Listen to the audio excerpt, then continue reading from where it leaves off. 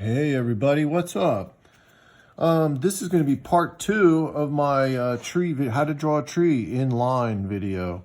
In line as in filled with lines. So if you saw the first video, you saw me start the tree, drawing a stylized tree with some Y-shaped branches that actually meet my section border and go right off the viewing space here on the edges. One thing you notice about my tree, maybe from the first video, is there's no overlapping branches here.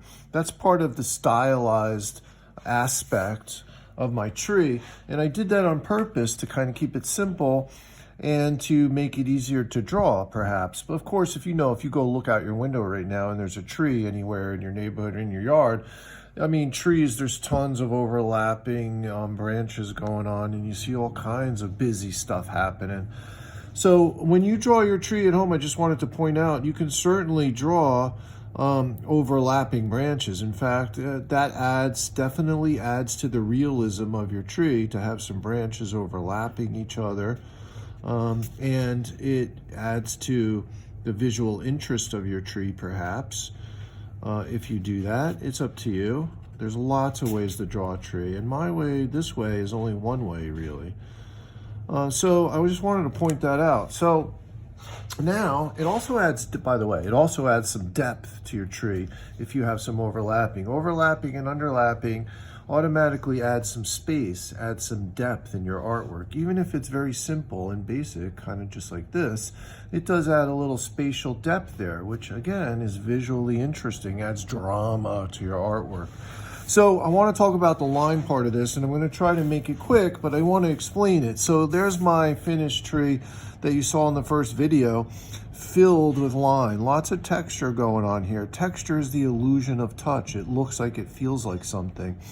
And I created this bark texture just by making a lot of lines. Some knots in the tree, some warty kind of bumps and gnarls. There's some shadowy parts, there's some mid-tones, and there's some highlights there. Easy to create, super fun to do, guys. So check this out. On my tree, I had some knots drawn here. I erased them so I could show you how to do them. I'm going to start out by drawing, I'm just going to throw in a couple of wavy kind of folds on the side of my tree maybe. And there's a warty bump I had, and it wasn't on the original drawing, so I'm drawing it. I'm drawing it again now. I drew it, then I erased it because I wanted to show you on the video, right? Kind of a warty bump.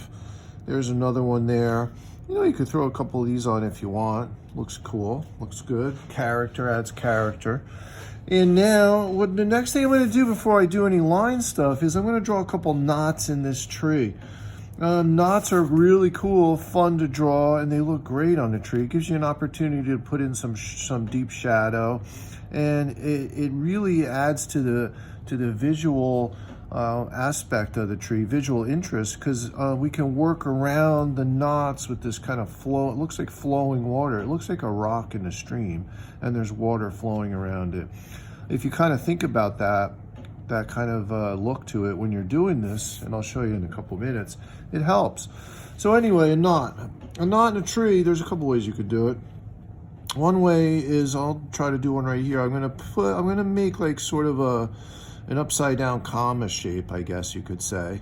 And then around that, I'm just gonna draw a curve on the left side like the letter C. And over here, I'm gonna do another one sort of like this. And, this isn't exact. Nothing is an art. That's the beauty of it. It's not a math test. I like to say that. There's no right or wrong. Not that there's anything wrong with math, although I am mathematically challenged. However, math is awesome. But art and math are not the same, although they can relate to each other, certainly. So anyway, what I'm trying to say is, whatever kind of funky little swoop and curves you draw to start a knot in your tree is great. Another one down here, maybe. I'm going to do kind of the same thing. I'm going to start out with a black blob. I'm going to draw a curve around it, and I'm going to draw a longer, it's almost like a sideways eye, the top of an eye there. I'm going to draw another one here, and maybe I'll just throw another one on. This one kind of goes up higher like this, right? So I have 1, 2, 3 lines. I have a blob, a line, 2, 3 lines. 3 lines make the beginning of my knots. All right, so line. eventually we're going over this in pen. This is one of my favorite things in the whole world, a Micron pen. It's a super fine point. They come in different sizes. Super fine point permanent marker. If you don't have one of these guys, you can certainly use a fine point Sharpie or anything that makes a thin black line. Like a ballpoint pen, for instance, actually works great for this. Okay, so to start this line texture, what we do is we start drawing lines. We're drawing lines. And what I'm going to do here is, this is slow. Everything's patience. 90% of creating great art is, in fact, patience. So it's not a scribble thing, and it's not a quick thing. It's not really a sketchy thing. It's like drawing one line at a time. And if you'll notice, some of my lines are long, some of them are medium, some are short. So I start filling this thing up with this line texture, and as I go to the side here where my bumpy bulge is, I'm going to curve my lines to fit that. As you can see, if you can see that on the video, I'm slightly curving the lines. And I got a bunch of lines drawn here. It doesn't really look too much like this yet. That's because I haven't inked it yet, which helps. But I'm going to go back and I'm going to make more lines inside and around those lines, the first lines that I drew. And I'm just kind of filling it with line. I'm starting this with a pencil because that's a good idea if you've never done this before. And once you get going and you kind of get the hang, you can just jump on, you can just continue the whole thing with whatever fine point permanent type of writing device you're using. So I'm working in pencil. Notice what I do with my knot here. I got a big long line, I got a medium line, I have a short line. They kind of wrap around the shape, that kind of oval shape of my knot. Put another one there. Over here, I'm going to do the same thing. I'm going to wrap it around the knot shape. And I'm going to let it kind of flow. So it's a rock in a stream. Water's flowing down. It flows around the rock and keeps going. So I'm going to wrap it around my knot, and I'm going to bring it down here. Now it kind of gets straight up and down. My lines are more kind of straight up and down again. But excuse me, wherever they go around the knot, I'm going to make them flow. So I'm flowing around the knot.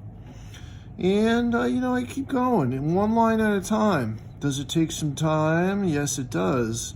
That's the beauty of it, though, because you can get lost in the process, guys. Art is such a mindful activity. It's stress relieving, anxiety reducing. And when I'm doing this, when I made this card and I was doing all this line stuff, I was just get into it. And I'm not really thinking about what I did earlier or what I have to worry about next, and what I'm going to make for dinner, and what I'm going to do about the broken front end of my car. I'm not too worried about any of that stuff. It's just kind of taking me out of everything else, the past and the future, and putting me right into the moment. It's one of my favorite things about making art. So we got a bunch of line there, right? Let's go to the pen and see what happens. I'm going to start inking this. Let's start here. I'm going to go over my knot. I'm going to go over my little comma shape, and I'm going to do this, and I'm going to make that curve here. And I'm just starting to fill it in. As you can see, it's a lot bolder and a lot more visual in ink. And once I get the hang, you could probably imagine that kind of once you get the hang of doing this, you don't have to do the whole thing in pencil first and then go over it again.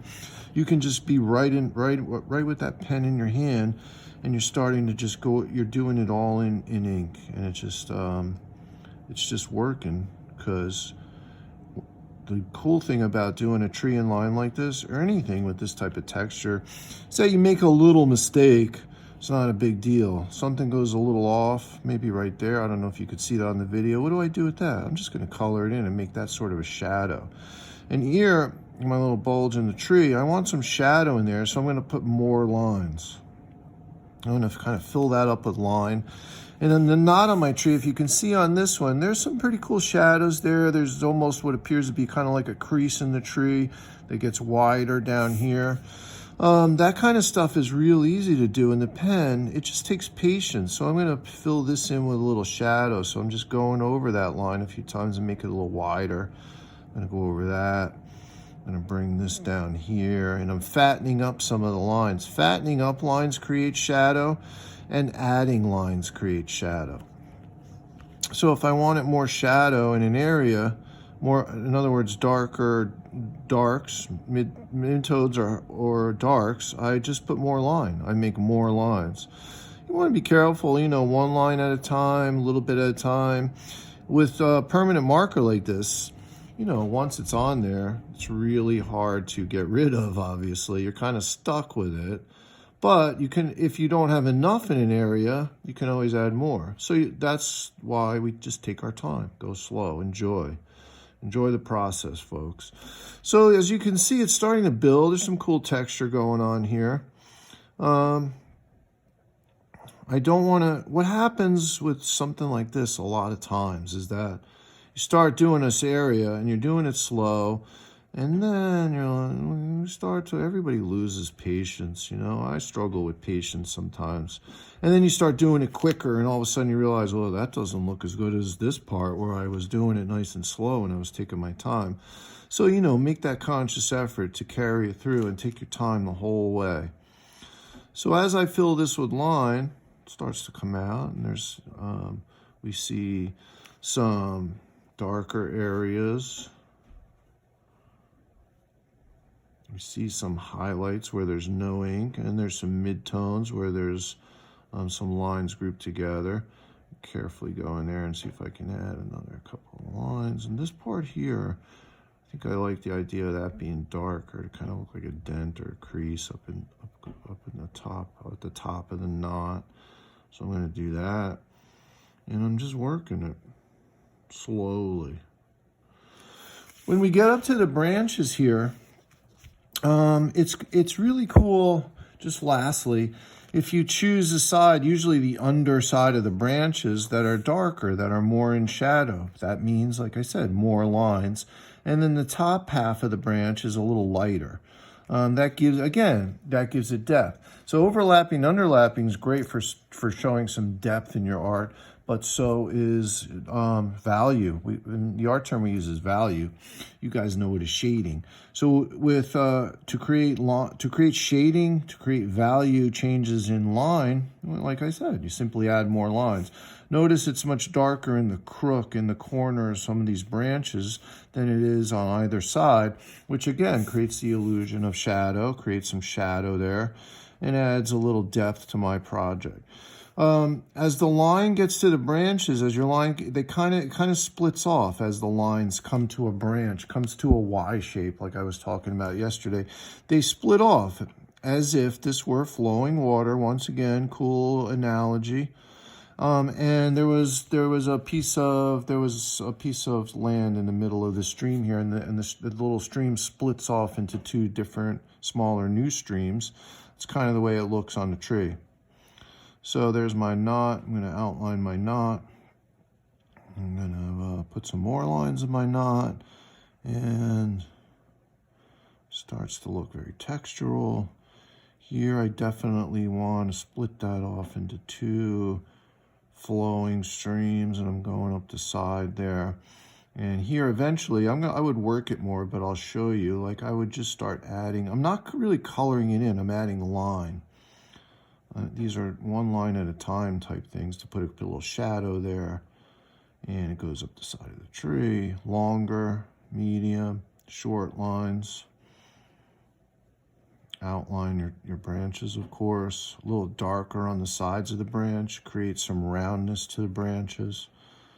Again, just making more lines on the sides of the branches than on the rest of the branch, and it starts to come together. It starts to look really cool. It's just a matter of taking your time. Practice with a pencil first. When you feel comfortable and you really want to get into it, grab something that makes a black line. Doesn't even have to be permanent marker necessarily, and start making your textural line tree. Super fun, guys. All right, hope you enjoyed that. Thank you. Bye.